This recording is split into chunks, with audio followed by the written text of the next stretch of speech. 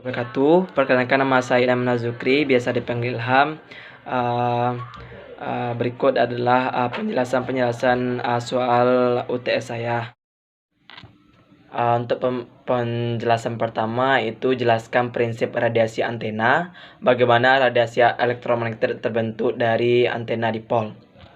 Nah, seperti yang telah kita pelajari pada pertemuan sebelumnya, ada 4 langkah terjadinya radiasi pada antena dipol, sebagaimana yang ditunjukkan pada gambar, di mana antena dicatu pada bagian tengah antena dipol, muatan positif bergerak ke kiri dan muatan negatif bergerak ke kanan. Pada langkah pertama, apabila ada dua muatan positif dan negatif, maka akan terbentuk garis medan magnet dari arah muatan positif ke negatif. Muatan diasumsikan bergerak dengan kecepatan V sama dengan C di ruang hampa. Muatan positif dan negatif masing-masing akan bergerak menuju ujung-ujung dipol. Setiap gerakan bolak-balik dari muatan positif dan negatif, maka terjadi pelepasan garis medan dari dipol. Dapat diperhatikan bahwa medan magnet akan dilepaskan dari antena seperti kita melihat gelombang sabun, di mana jarak antara medan yang pertama dengan kedua adalah sebesar 1/2 lambda. Pada gambar dapat dilihat konfigurasi medan listrik pada antena dengan panjang setengah lambda untuk 4 waktu yang berbeda. Lambda, astagfirullahaladzim, ya Allah. Nah, pembahasan selanjutnya itu jelaskan prinsip penerimaan gelombang elektromagnetik oleh antena. Antena dapat didefinisikan sebagai suatu alat yang berubah sinyal gelombang tertuntun menjadi gelombang ruang bebas, dan sebaliknya, berubah sinyal gelombang bebas menjadi gelombang tertuntun. Untuk muatan yang tidak bergerak, tidak akan menghasilkan radiasi seperti gambar berikut. Berlaku juga untuk muatan yang bergerak, tetap juga tidak akan menghasilkan radiasi seperti gambar berikut. Tetapi kalau kecepatan gerakan muatan berubah untuk setiap waktu, maka akan terjadi radiasi sebagaimana pada gambar berikut. Sedangkan muatan yang bergerak dengan kecepatan tetap tetapi pada kawat yang bengkok juga akan terjadi radiasi seperti pada gambar berikut ini. Pada suatu kawat lurus tetapi muatannya juga bergerak dengan kecepatan yang berubah, maka juga akan terjadi radiasi. Nah, untuk pembahasan nomor 3 itu jelaskan pengertian pola radiasi dan jelaskan cara pengukuran dan penggambaran pola radiasi. Pola radiasi antena didefinisikan sebagai fungsi matematika dari sifat radiasi antena sebagai fungsi koordinat ruang. Sifat radiasi antena meliputi kerapatan flux, daya atau intensitas radiasi, kekuatan medan, pengarahan, serta fasa atau polarisasi. Sifat radiasi yang paling diperhatikan adalah distribusi spesial 2 atau 3 dimensi dari energi yang dipancarkan sebagai fungsi posisi pengamat di sepanjang jalur atau permukaan jari. Nah, adapun cara pengukurannya ada beberapa langkah. Yang pertama itu buatlah lingkaran dengan jari-jari 5 cm. Selanjutnya setelah buat jari-jari tersebut, buatlah persudut dari 0 derajat sampai 360 derajat. Untuk pengukurannya digunakan rumus range sama dengan nilai maksimum dikurang nilai minimum per jari-jari. Setelah ketemu nilai tersebut, pakai rumus X derajat. Rumus X derajat sama dengan nilai dBm X3 dikurang dBm minimum per range. Setelah dapat nilai 0 derajat, kemudian ukur dari pusat lingkaran ke titik 0 derajat. Dan ukur sepanjang 4,9, lalu tandai titiknya dan yang kedua di sudut 5 derajat. Dan didapatkan nilainya sepanjang 5 cm. Begitu seterusnya sampai ke titik 360 derajat. Setelah dapat titik-titiknya, lalu hubungkan dan terbentuklah gambar polarisasinya. Digunakan untuk vertikal. Ini digunakan untuk vertikal, begitu juga untuk horizontal. Nah, untuk pembahasan selanjutnya itu jelaskan pengertian half power beam duct atau HPBW dan jelaskan cara menentukan HPBW melalui pengukuran dan perhitungan. HPBW adalah lebar beam pada saat setengah daya maksimum. Nah, langkah-langkahnya itu yang pertama, cari garis yang bersentuhan dengan garis putus-putus.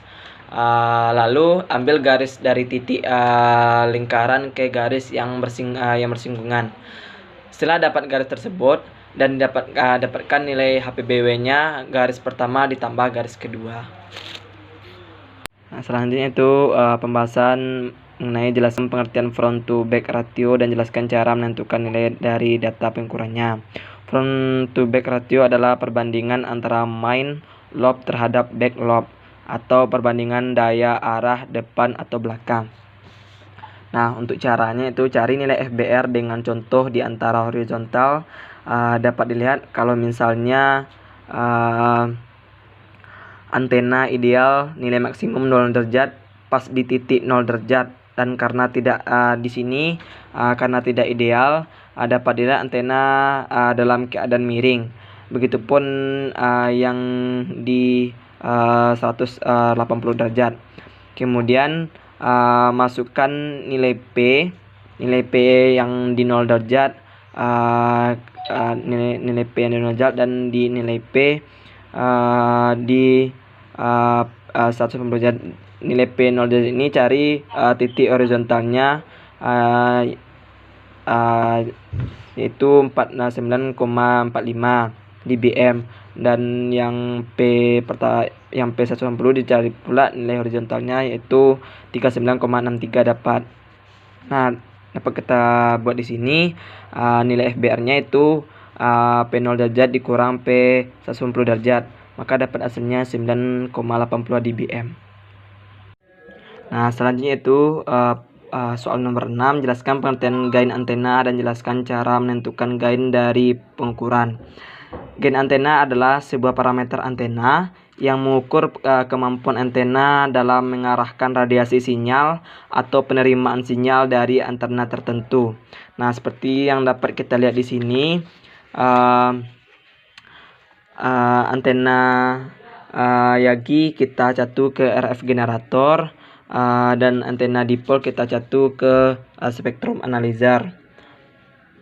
Karena daya pemancar yang sama dan tinggi yang sama, maka antena dipol dirubah menjadi antena Yagi dengan daya antena Yagi yaitu 10 watt dan antena dipol yaitu 1 watt.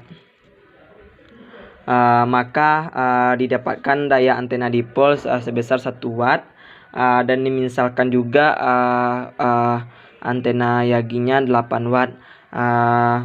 Intinya di sini antena Yagi lebih tinggi daripada antena dipol. Nah, untuk pencariannya rumusnya itu G sama dengan PR Yagi per PR dipol. Nah, seperti yang kita contohkan tadi, 8 per 1 watt, maka dapat hasilnya 8. Untuk jadikan ke dB, 10 log 8 sama dengan 9,0 dB. Nah, ini adalah perhitungan secara linear. Nah, untuk kalau ditambahkan ke hitungan logaritmik, kita ada rumusnya di sini, gain dB sama dengan PR Yagi dB dikurang PR dipol dB. Nah, ini saya contohkan di sini juga, PR Yaginya itu min 28 dB dan PR dipol sama dengan min 40 dB. Dikurangkan antara keduanya maka didapatkan hasil 12 dB. Nah, untuk soal nomor 7 yaitu jelaskan pengertian polarisasi antena dan jelaskan prosedur pengukuran polarisasi. Polarisasi adalah arah rambatan gelombang elektromagnetik yang dipancarkan oleh antena. Di sini ada pelepasan gelombang elektromagnetik ke udara dari antena. Gambar ini menunjukkan baris medannya, di mana magnitudonya berubah menurut fungsi sinus. Pengukuran polarisasi. Pertama, kita memasang dua buah antena pada antena pengirim, kita hubungkan pada RF generator, sedangkan pada antena penerima hubungkan pada spektrum analyzer, sehingga ada gelombang dan sinyal yang dipancarkan oleh kedua antena tadi. Berbeda dengan pengukuran polaradiasi di polarisasi, pada antena penerima pengukurnya diputar ke arah vertikal bukan ke horizontal. Ketika kita putar per derajat, 0 derajat, 5 derajat seperti pengukur polarisasi, maka polarisasinya akan berbentuk linear, melingkar dan elips. Polarisasi linear medan listrik dan medan magnetiknya merambat konstan. Medan listrik merambat dalam arah vertikal, sedangkan medan magnet dalam arah horizontal. Kemudian polarisasi melingkar jika gelombang medan listrik dan medan magnetnya bergerak melingkar setiap saat. Selanjutnya, jika polarisasi elliptikal, maka gelombang medan listrik dan medan magnetnya bergerak melingkar, tetapi setiap saat medan magnitudonya tidak tetap, sehingga penampangan berbentuk seperti elips. Selanjutnya pertanyaan nomor 8 itu apa yang dimaksud dengan aksial ratio pada polarisasi antena. Rasio aksial adalah rasio komponen ortogonal dari medan E. Bidang terpolarisasi melingkar terdiri dari dua komponen medan E ortogonal dengan amplitudo yang sama dengan keluar fase 90 derajat. Karena komponen besarnya sama, rasio aksional adalah 1 atau 0 dB. Rasio aksional elips lebih besar dari 1 atau besar 0 dB. Rasio aksional untuk polarisasi linear murni tidak terbatas karena komponen ortogonal bidang adalah 0. Rasio aksial sering dikutip untuk antena di mana polarisasi yang diinginkan berbentuk lingkaran. Nilai ideal rasio aksial untuk bidang terpolarisasi sirkular adalah 0 dB. Selain itu, rasio aksial cenderung menurun dari main beam antena, sehingga rasio aksial dapat ditunjukkan dalam lembar spesifikasi atau lembar data untuk antena sebagai berikut. Rasio aksial kecil dari 3 dB untuk min 30 derajat dari main beam. Ini menunjukkan bahwa deviasi dari polarisasi melingkar kurang dari 3 dB pada rentang sudut yang ditentukan.